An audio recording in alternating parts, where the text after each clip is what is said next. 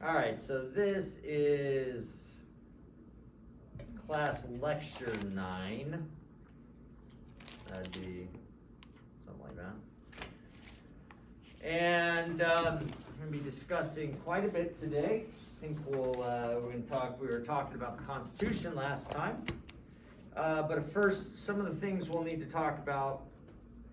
One of the first things we're going to need to talk about is testing, quizzes. All right. So the quiz, I am creating a quiz now. It will be online. You will be able to use the lectures. Okay, it's open lecture, meaning you can go back and watch the lectures. I feel sorry for you if you have to, because that's, at this point, there will be 9 lectures. That's 9 hours of listening to me again, which some may like it, some may not. But you'd be doing a lot of data mining for that. So I hope you've taken notes from the lectures, but that you're open to do it. If you want to sit down and take the 10 to 20 question quiz and have to go over 9 hours of material, well, okay. You can. It's open note. It's also open book for whatever book I have given you, which means it's just open resource that I've given you, okay? So when these quizzes come down, they're more like, really, go out and find the answer, okay? Now, that's a good way to do it anyway. It's more like an assignment than a quiz, but it's what we have given the situation. I can't bring y'all in and do this, okay? So we're just gonna do it that way. And I'm gonna put up more little short written things, okay?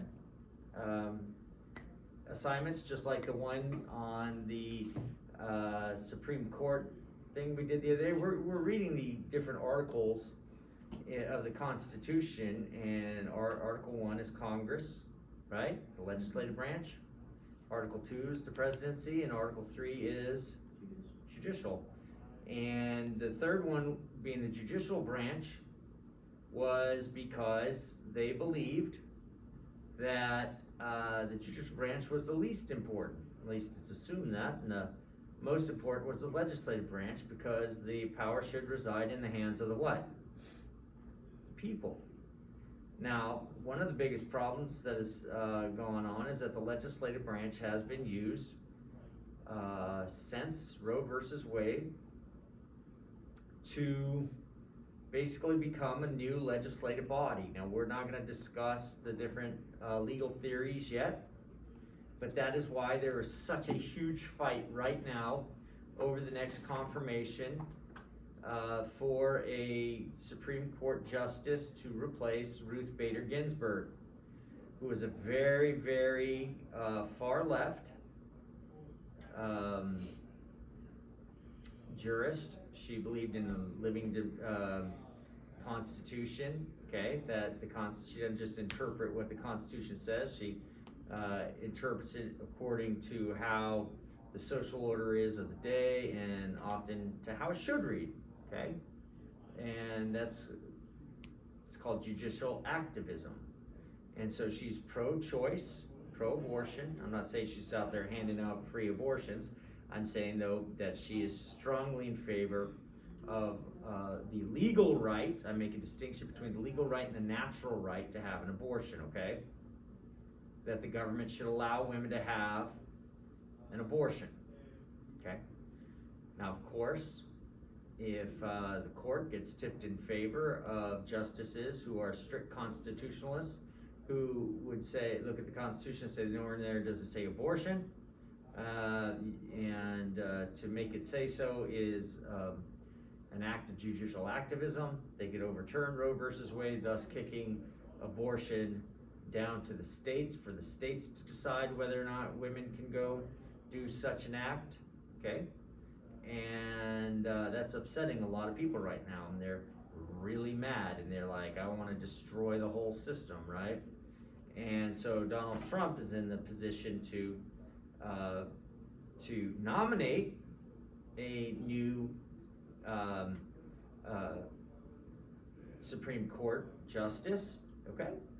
And one of the nominations he has in mind is a Catholic, a woman.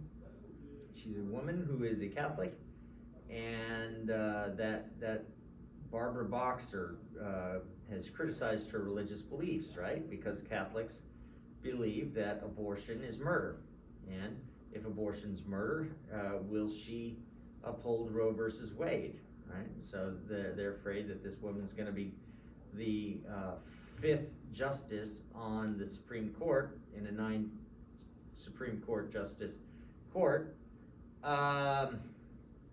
It'd be 5-4, and thus Roe versus Wade could be abolished. Okay? So people are getting really upset about this. Really upset about this. Other things people are getting really upset about are court cases. So Breonna Taylor, who knows anything about that? You do. What happened? She was shot in the home while she was asleep. She was shot. Well, there's a little more to it than that, right? So the police officers went to serve a warrant for a guy who said he still lived with her ex-boyfriend. He was a drug dealer, okay? And so they go to the house where they suspect he is, but he is no longer there because she's got a new boyfriend. And so they issue a warrant, they knock on the door, they announce themselves. Originally, it was believed that they did not announce themselves. It's called a no-knock warrant. But they announce themselves and there's confusion. So the new boyfriend, who thinks guys are coming in going gangbusters on his home, doesn't know who they are, and he pulls out a gun and starts shooting. Wounds one of them, and another police officer starts firing. He fires like 9 shots. Ends up killing Breonna Taylor. The boyfriend gets shot but lives. Okay? Now, there's a belief that the police, in this case, this is an act of racism, thus a lot of people are deciding to go both do one of 2 things: protest, and the other one is riot, or they're deciding to do a little bit of both. And so Kentucky has issued, they have a curfew at 9, and I think a guy shot 2 police officers last night, okay, as a result. Okay. Now, interestingly enough, what does this have to do with the federal government? Ironically, see, these are matters of the state, right? What the police departments are what government? Cities, right? And municipalities, such as, you also have counties. You have county police, you have city police. So there's this big weird fight over the federal government, and rather than dealing with the city governments, which are, tend to, it's become this real crazy thing nationwide. Okay, that's another thing going on. But there are all sorts of protests all over the place. Breonna Taylor's one of them. It was a tragic mistake because the police didn't know. They wouldn't have busted in the door if they thought that the guy was somewhere else. But it's caused a major uproar. Okay, well, the country is kind of going crazy. Is anybody watching the news lately? Are you? What channel do you watch? Do you watch more than one? Do you watch the local news? Yeah, I watch the local news at night with my mom, and then in the That's morning. nice. No, it's great. No, it just brings me back. That's what I used to do with my mom. We'd sit home, watch the news, and afterwards we'd watch the television show MASH. Okay, keep going.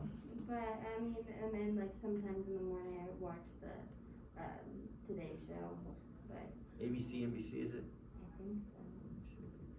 And then what do you watch? Do you watch world news? Do you watch just the local Houston news? Honestly, just the local. I really have. That's fine. That's fine because that's what's happening in your town.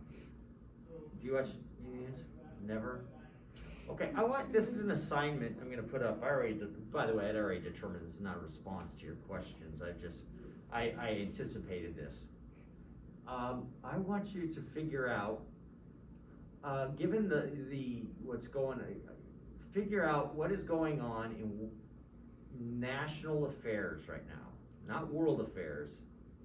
What are the national headlines right now especially regarding the government, the upcoming election, okay?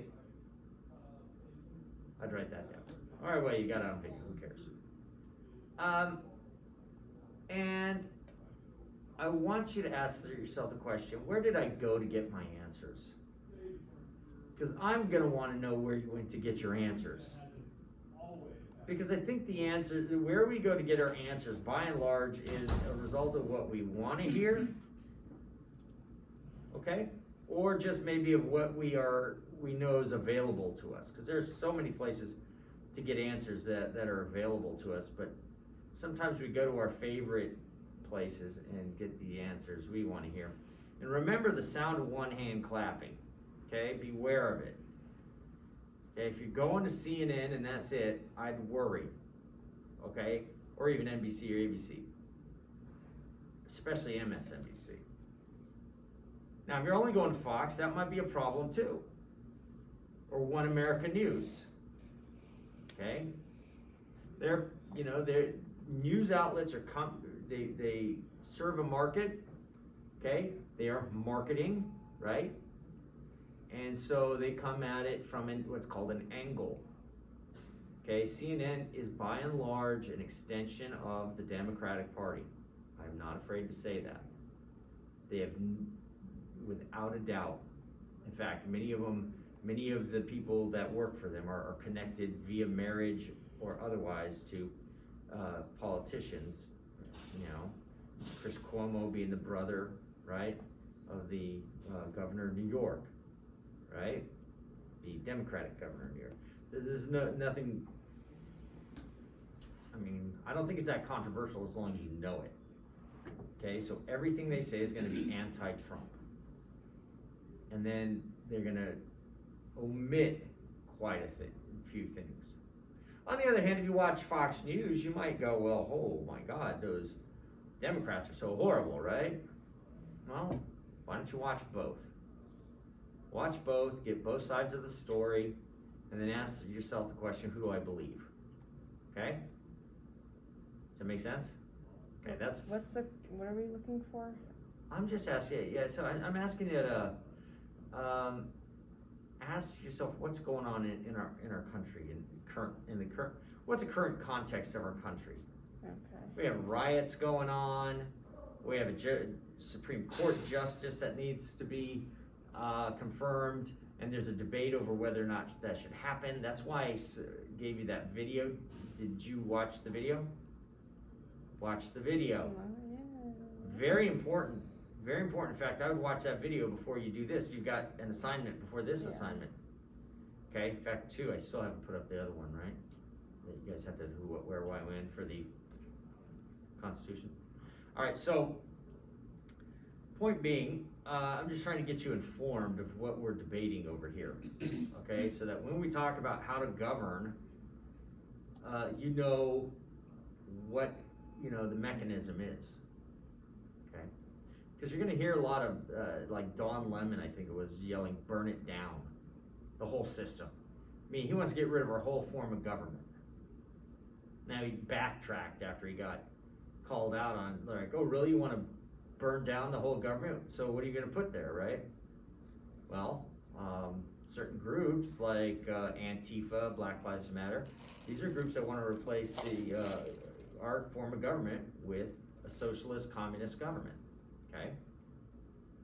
They are very overt about this on their web pages. Of course, Antifa carries shields with the hammer and sickle on it. What's that? That's a symbol of communism. Okay? So lots of crazy stuff going on right now. It's very interesting. You should watch this stuff. Pay attention to it. Pay attention to those whom you listen to. Ask, do you agree with them? Like, well, let's talk about this today. Let's get to the subject matter of this, and then we'll use all that as an example. Okay? So we were talking a little bit about the foundation or the formation of the Constitution, its ratification, and there were certain issues that were arisen. The big debate at the time was the between the Federalists and the Anti-Federalists. The Federalists believed in a strong central government, were clearly for the ratification of the new Constitution. The Anti-Federalists were not. They were against that, and they had their reasons.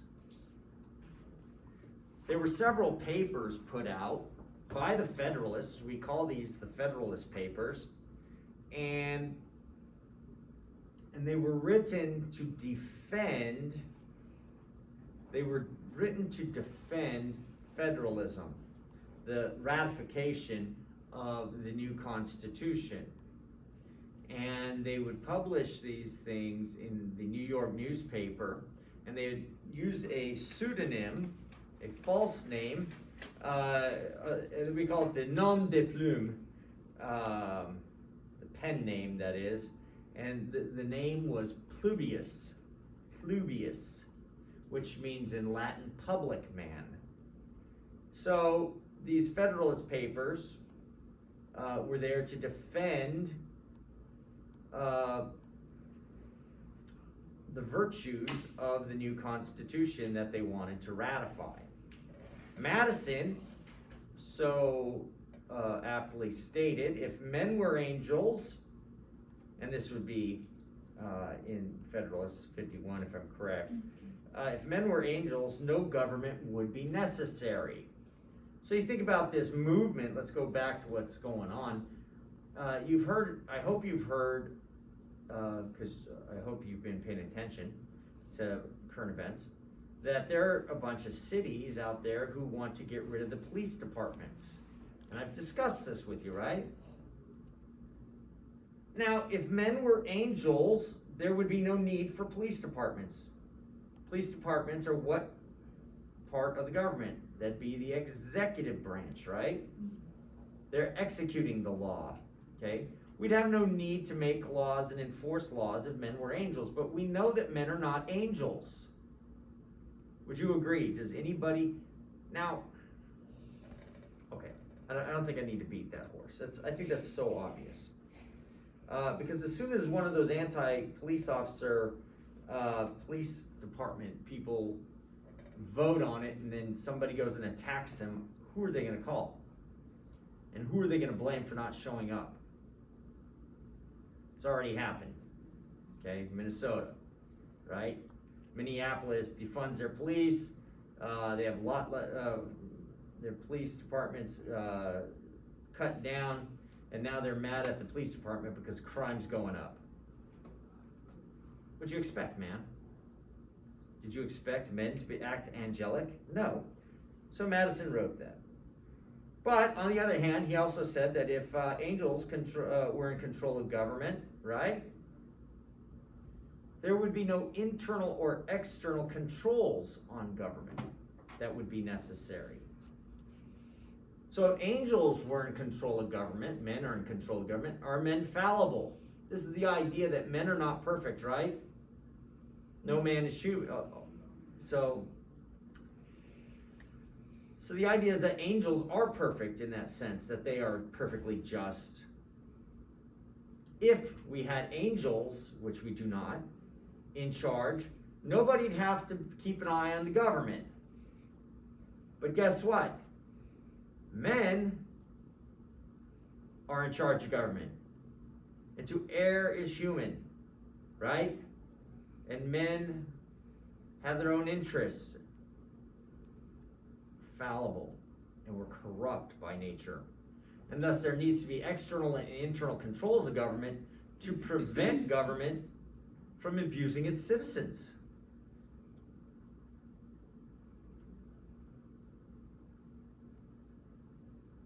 Now the Anti-Federalist Papers, they didn't call them the Anti-Federalist Papers, but they were Anti-Federalist writings. And they also had a nom de plume, a pen name, and their pen name was Brutus. Who was Brutus? Didn't Brutus kill Caesar? Yeah, et tu, Brute? You too, Brutus, my friend? Why did he do that? Well, the idea was to keep all the power out of the hands of one man, Caesar. And so you can see, what a great pen name, because that's what the Federalists were worried about, was too much power being put in the hands of the federal government and taken out of the hands of the people. So you think, let's think about how many people, and here's another assignment that is coming, if it, you know, I'm gonna want you to know who your state or your federal congressman is, or woman. Your state rep is. Know our 2 senators. There's a reason for that. Obviously, you wanna know if they're up for re-election, which they are, because they are elected every 2 years. The congressmen are, not the senators. But, you need to ask yourself, given the number of people these guys represent, how much power do you have over the federal government? And back then, with the population being much smaller, they didn't like it.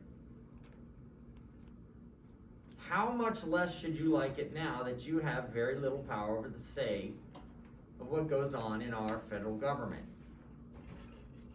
So right now, there are 435 congressional seats, all right? And that turns out to be roughly about 711,000 citizens per representative. So when I vote, and my choices this cycle, this election, will be between the incumbent, the one sitting in the seat, Lizzie Pletcher, and or Wesley Hunt. Okay, those are my choices. I'm sure there may be another one that I don't know of. Those are the major choices. One's Republican. Who's a Republican? Wesley Hunt. Who's a Democrat? That'd be Lizzie Pletcher. I have a choice between those, but whomever wins, that person will represent 711,000 people. We're talking almost 750,000 people. Holy moly.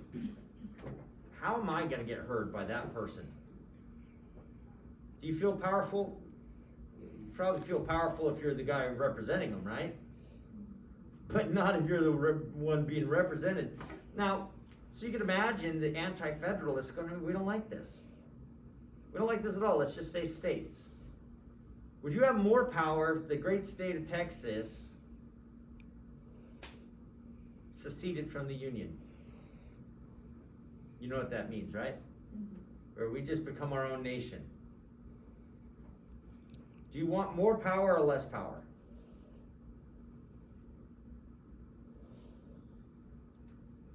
It's not a hard question.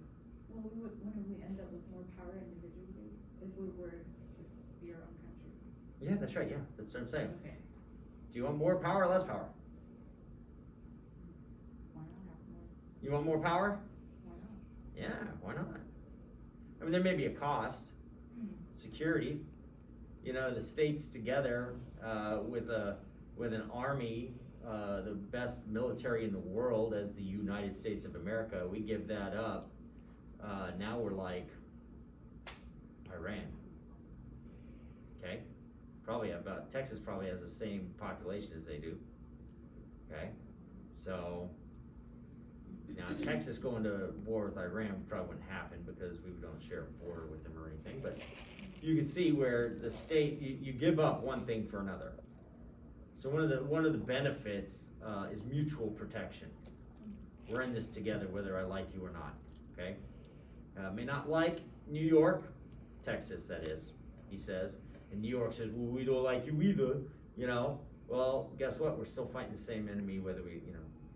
But, I mean, we are a very divided nation right now, and it is possible we could fracture. We could fracture. And would you want that? Would you stay in the great state of Texas if we did? If all the states just became independent states, independent countries? Or where would you go?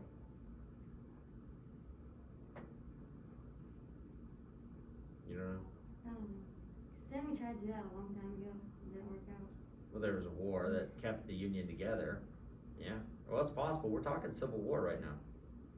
There are a lot of people talking about Civil War. That's why I want you guys paying attention to the news. Okay, we're talking this presidential election.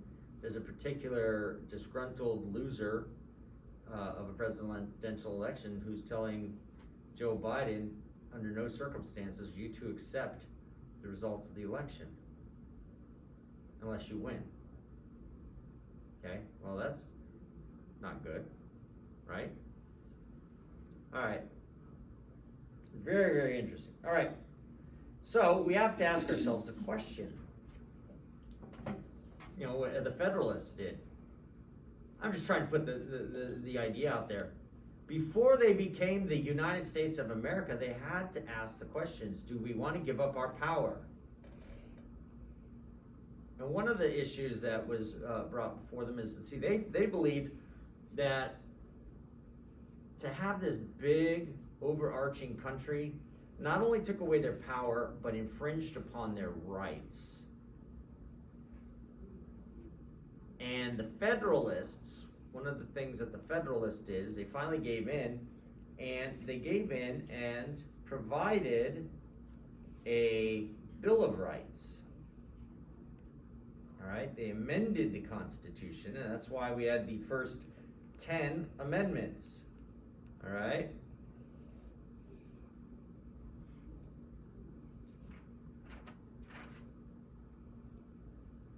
So now we have the Bill of Rights. Now, one of the issues with the Bill of Rights, we have to ask the question. See, one of the biggest fears of adding a Bill of Rights was this. If the Bill of Rights, if our rights are written down, that is, we provide that, people will assume that those are the only rights that they have. These are your rights. You don't have any others, because if you had others, they would be written down. Okay? So it had to be included in the Bill of Rights that there are other natural rights that we possess that are not written. You understand? So there are rights.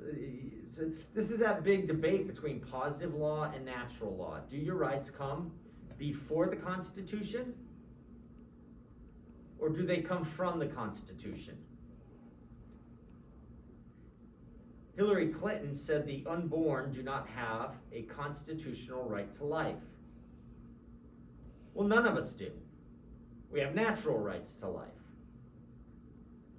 I didn't get my right to life from the Constitution. The Constitution came because I have a right to life. That's what the Constitution is there to do. It is to remember to secure our rights, not to grant them, not to create them. And that is the difference between two theories of law. Natural law versus positive law. Positive law believes that rights come from positing the law and rights.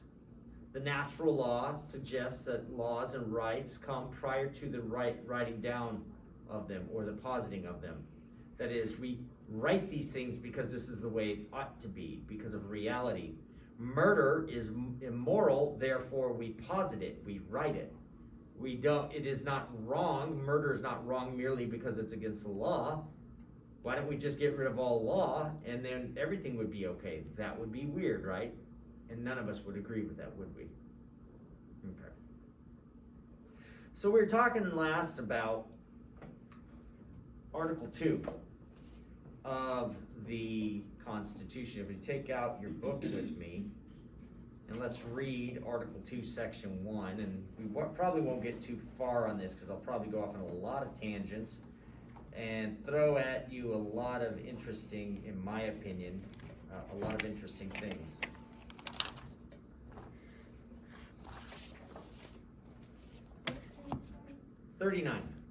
Page 39 is Article 2, Section 1. In the real Constitution, it's not. It's a little closer, okay?